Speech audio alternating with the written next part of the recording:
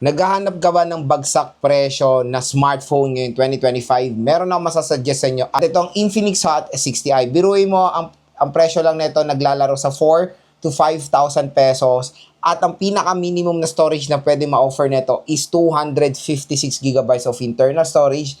Ang gaganda rin ng color option na ma-offer ng Infinix Hot 60i. Meron tayong green, meron tayong blue, silver, at marami pang iba. Kumbaga, very aesthetic din yung design na itong smartphone na to. Ayan, napaka-solid. At hindi po mabagal ang chipset na nilagay nila dito for a budget smartphone.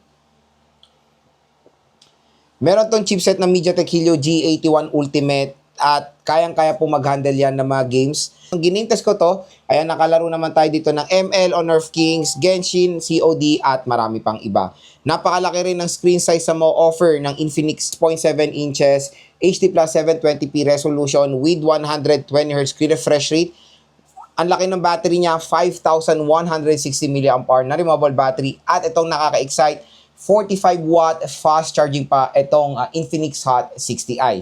Malinaw din ang kanyang camera, meron siyang 50 megapixel main camera, kaya sa mga naghahanap ng smartphone na meron magandang camera performance sa murang halaga lang, maganda po i-suggest itong smartphone na to. So ano pang hinihintay nyo hanggang sale? Payday sale, i-add to cart nyo na yan, i-click nyo na lang po yung link neto sa gilid ng ating, i-click nyo na lang po yung link neto dito sa ating video.